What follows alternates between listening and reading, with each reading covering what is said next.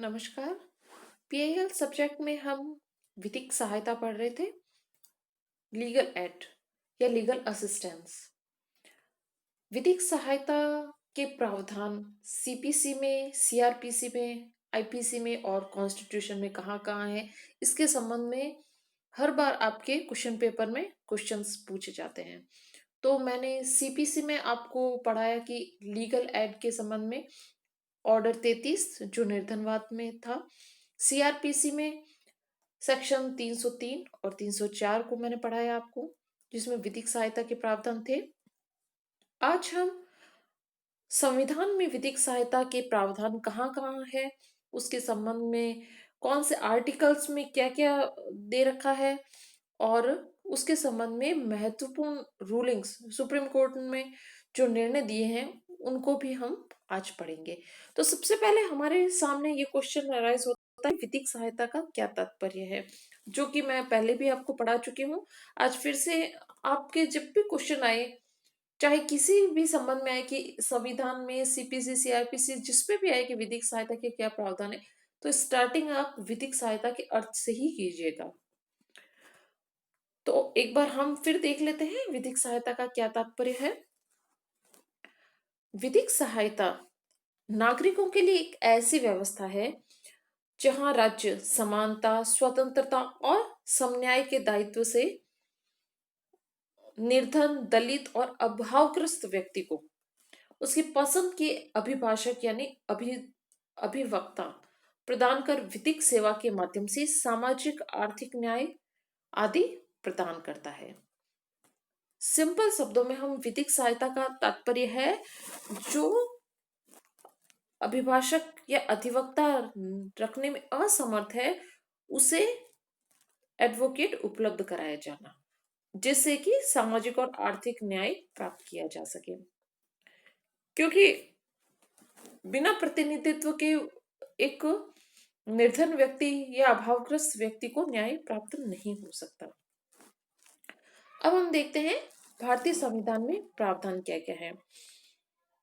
तो भारत की जो संविधान की प्रस्तावना है, प्रियम्बल है, उसमें ही लीगल एड के संबंध में प्रावधान दिए गए हैं, यानी कि उसमें जो वर्ड्स यूज किए गए हैं वे विधिक सहायता की ओर इंगित करते हैं। क्योंकि प्रस्तावना जन जन तक यह संदेश पहुंचाता है कि हम भारतवर्ष के लोगों को ऐसी व्यवस्था देंगे जिससे सभी नागरिकों को बिना किसी भेदभाव की समानता के आधार पर सामाजिक, आर्थिक और राजनीतिक मिल सके। ध्यान दीजिए, सामाजिक, आर्थिक और राजनीतिक न्याय। तो ये न्याय कैसे प्राप्त होगा? ये विधिक सहायता के माध्यम से प्राप्त होगा। तो इसलिए संविधान ने सामाजिक और आर्थिक न्याय प्रदान करने बहुत अधिक बल दिया है। तो इस महान उद्देश्य की प्राप्ति हेतु देश में सामाजिक एवं आर्थिक सुरक्षा और शोषण से मुक्ति दिलाने हेतु अनेक कानून बनाए गए थे। हालांकि कानून बन तो गए, लेकिन इनका इम्प्लीमेंटेशन उस तरह से नहीं हो पाया जैसा कि कानून निर्माता चाहते थे। तो बहुत से लोगों को जो आर्थिक और अन्य विशेष कारणों से न्याय प्राप्ति के समान अवसरों का लाभ वे नहीं उठा पाए। तो इसलिए जो संविधान की अपेक्षाएं थी वो पूरी नहीं हो सकी। क्यों ना हो सकी? क्योंकि इसका एक महत्वपूर्ण कारण था कि जो भारत के न्यायालय थे और उन न्यायालयों में जो न्याय प्रदान करने की जो पद्धति थी, तो उस पद्धति के द्वारा जो कोर्ट तक पहुंचने वाले मामले थे उसमें सुनवाई की पारंपरिक अवधारणा जो लोकस स्टैंडाई थी वो अपनाई गई थी। लोकस स्टैंडाई का मतलब है सिर्फ केवल उसी व्यक्ति को सुना जाए जो कि स्वयं के अधिकार या हक का अतिक्रमण हुआ हो, यानी जिसके अधिकारों का अतिक्रमण हुआ है सिर्फ वही व्यक्ति न्याय प्राप्त करने के लिए आ सकता था, उसकी ओर से अन्य कोई नहीं। लोकस स्टैंडाई का अर्थ ये है। तो यदि कोई व्यक्ति अपने उत्पीड़न के लिए स्वयं न्यायालय में नहीं जा सकता तो वह न्याय प्राप्त करने से वंचित रह जाता और संविधान की मूल भावना आहत हो जाती थी। तो इस तरह से स्टूडेंट्स आप देखते हैं कि लोकस स्टैंडाई से संविधान के की जो अपेक्षाएं थी सामाजिक और आर्थिक न्याय, राजनीतिक न्याय प्रदान करने की वह पूरी नहीं हो सकी। तो इस तरह से संविधान में फिर संशोधन किए गए। 1976 में हमारी संसद ने इन अभावग्रस्त लोगों के साथ न्याय और कष्ट को समझा और फिर कॉन्स्टिट्यूशन में 42वां संशोधन 1976 में किया। और इस संशोधन के द्वारा आर्टिकल 39A, ध्यान दीजिए 39A, ठीक है, वो 42 संशोधन से 1976 में ऐड किया गया था। और इस एक्ट का, इस आर्टिकल का मुख्य उद्देश्य था समाज के सभी व्यक्तियों को निःशुल्क विधिक सहायता उपलब्ध कराकर सभी को त्वरित सस्ता न्याय दिलाए। इस कारण से भारत में अब कोई भी व्यक्ति अपनी निर्योग्यता या अयोग्यता के कारण न्याय प्राप्त करने के समान अवसरों से वंचित नहीं रह सकेगा। संविधान में 39A जो जोड़ा गया था वो क्या है? 39A आर्टिकल क्या है, ध्यान दीजिए। अब मैं बताती हूँ 39A कि राज्य यह सुनिश्चित करेगा कि विधिक तंत्र इस प्रकार काम करे कि समान अवसर के आधार पर न्याय सुलभ हो, और वह विशिष्टतया यह सुनिश्चित करने के लिए कि आर्थिक या किसी अन्य निर्योग्यता के कारण कोई नागरिक न्याय पाने के समान अवसर से वंचित न हो जाए। उपयुक्त विधान या स्कीम द्वारा या किसी अन्य रीति से निःशुल्क विधिक सहायता की व्यवस्था करेगा।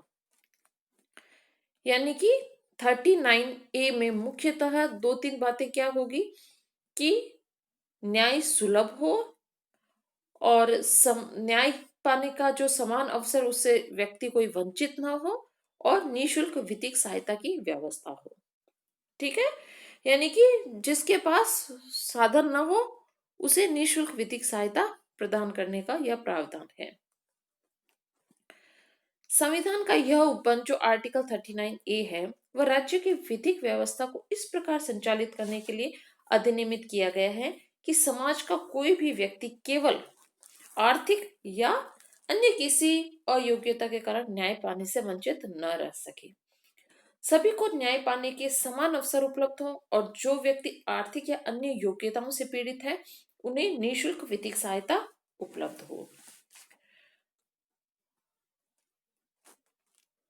अब हम देखते हैं कि एक पॉइंट हमारे सामने ये उठता है कि प्रस्तावना को क्या संविधान का अंग माना गया है या नहीं।